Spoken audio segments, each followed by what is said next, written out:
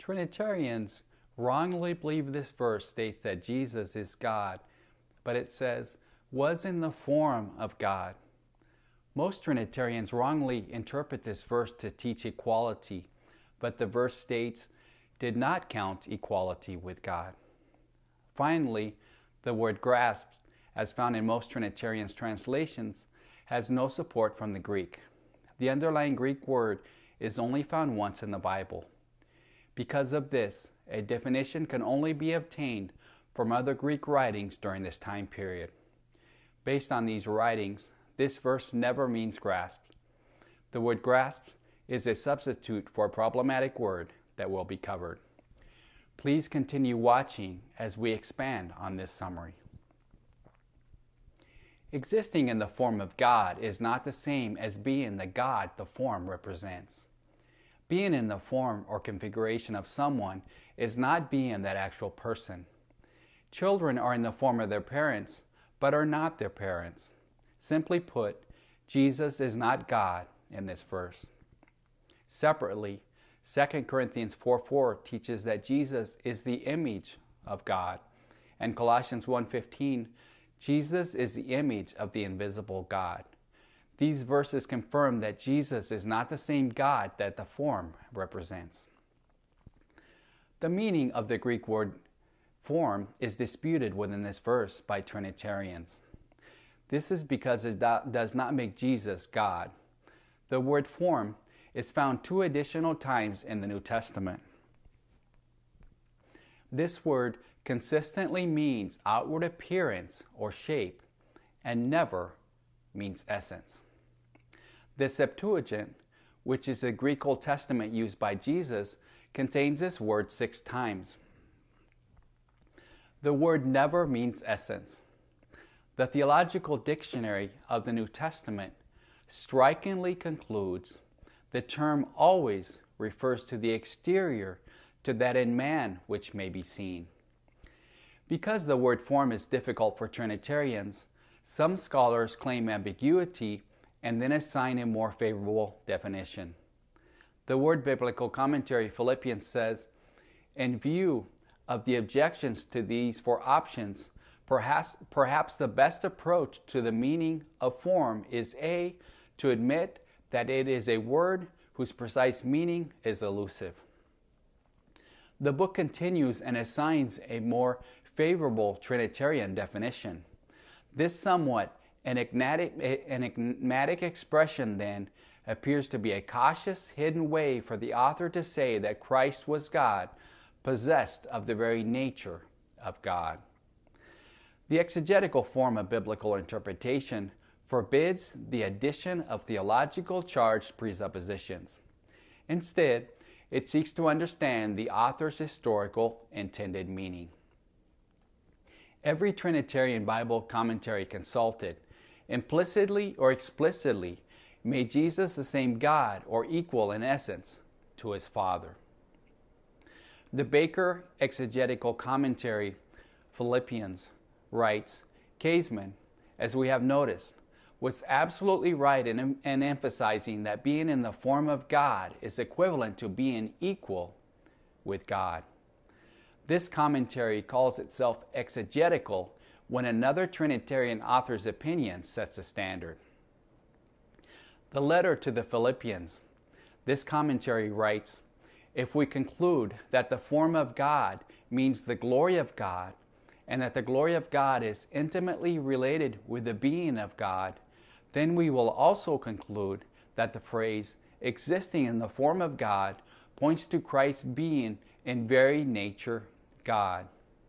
This commentary is built on the assumption if we conclude front-loading presuppositions into the Bible is eisegesis. Another commentary writes, on the basis of Christ's resurrection and ascension, his earliest followers had come to believe that the one whom they had known as truly human had himself known prior existence in the form of God, not meaning that he was like God, but really not, but that he was characterized by what was essential to being God.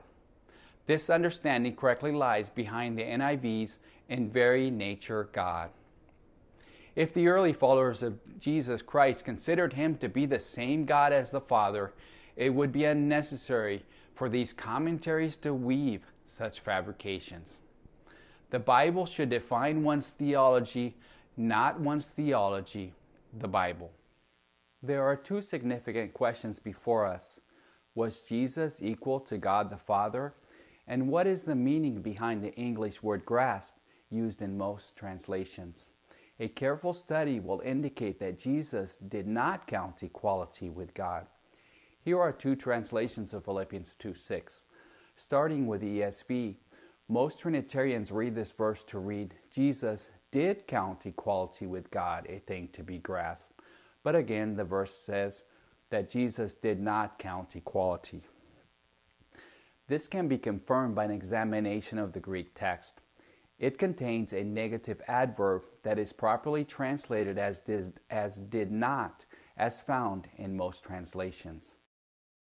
Logos Bible software is open to a resource called the Interlinear Literal Translation of the Greek New Testament to Philippians 2:6.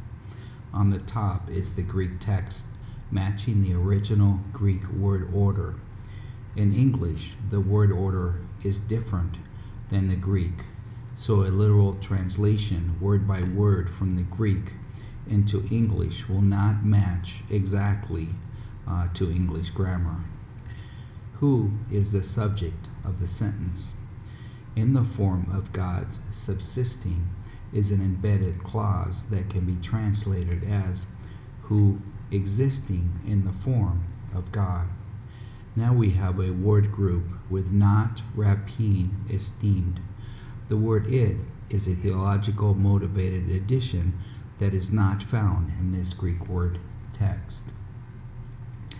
This can be translated as esteemed not, rapine. I will click on the word rapine here, which will bring up the Oxford English Dictionary, and it defines this word as the violent seizure of property. This can be accurately translated as did not esteem or consider a violent seizure to be equal with God. The word rapine can also be translated as robbery, as we will see shortly. Now I want to highlight a very important truth. The negative adverb participle not in front of the word rapine makes it very clear that Jesus did not perform this negative action to become equal with God. When we zoom out and consider the context, we are to have the humility of Christ, who could have violently robbed God to become equal, but instead took on humility. Have this mind among yourselves, which is yours in Christ Jesus, who, though he was in the form of God, did not count equality with God a thing to be robbed, but emptied himself by taking the form of a servant, being born in the likeness of men. The Trinitarian understanding of this verse is illogical. We allegedly are to have the humility of Christ, who was already fully God and remained fully God. In contrast, this verse teaches that Jesus is the role model of humility that we are to emulate. Jesus is commended for not violently seizing equality with God. The Greek word harpagnos is robbery.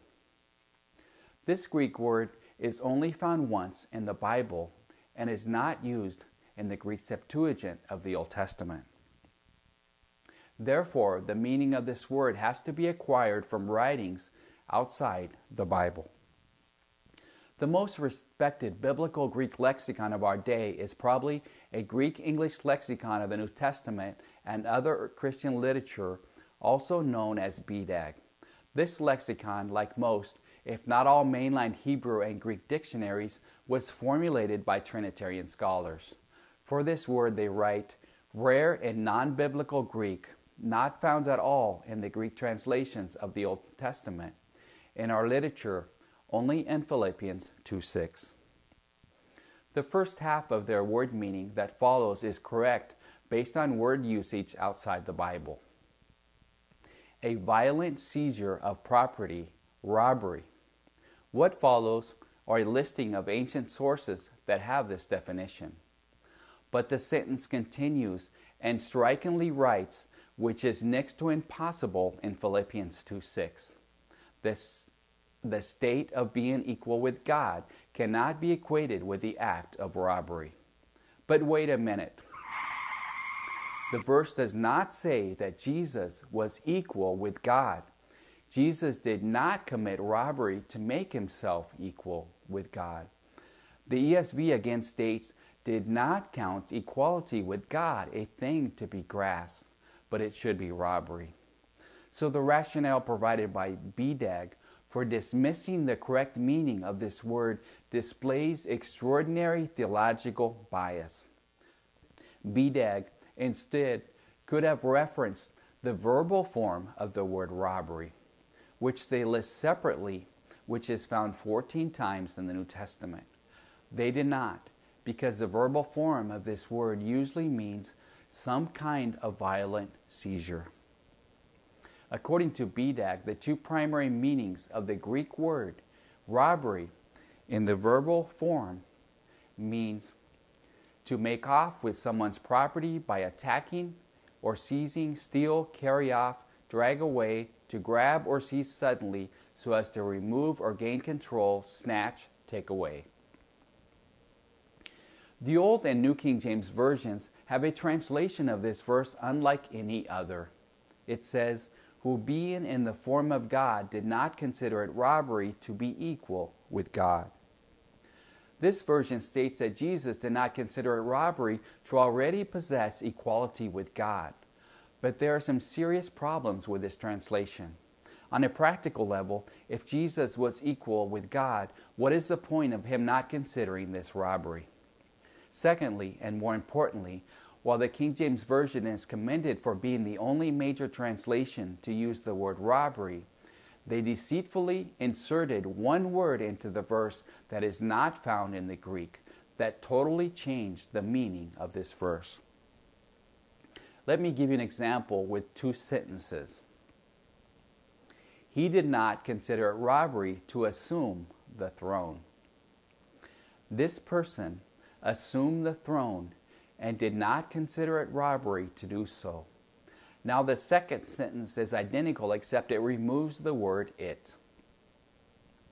He did not consider robbery to assume the throne.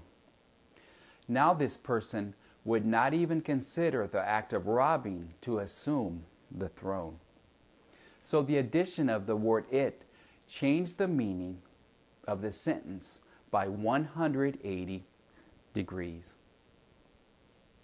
The word it in the King James Version is a theological motivated insertion to make Jesus already possessing equality with God. So where did the King James Version of 1611 get the word it? The Trinitarian translators of the King James Version of 1611 were influenced by an existing English translation at the time called the Tyndale Bible. Here is the verse with their original spelling, which being in the shape of God, and thought it not robbery to be equal with God. The following further collaborates the insertion of the word it.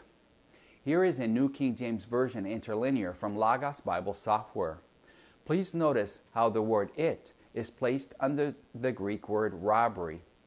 But the Greek word robbery does not mean it, robbery. In fact, we covered earlier that the Greek word did not modifies the word robbery to concretely state that robbery did not occur for Jesus to make himself equal with God, but instead humbled himself as we are to emulate. The Trinitarian book, Putting Jesus in His Place, makes a compelling admission.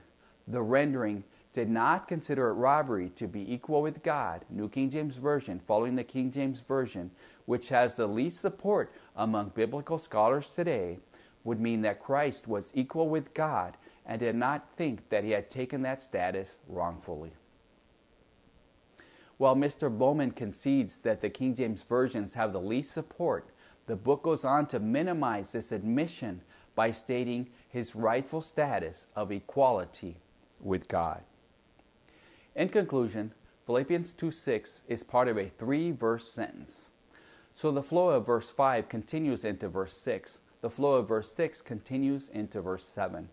So a correct understanding of verse 6 will be in harmony with verses 5 and 7. Our target verse describes how Christ existed in the form of God. This is confirmed because he did not consider a violent seizure to make himself equal with God. The next verse begins with the word but and informs us how Christ humbled himself instead. Philippians 2:6 is a mistranslation because most translations don't use the word robbery or a similar word to communicate the negative action that Christ could have done. The King James Version purposely inserted the word it. Thank you for watching this video. Please like it if you found it beneficial and subscribe for additional videos. And you are welcome to leave a comment. May God bless you as you follow God's Messiah to his Father's house.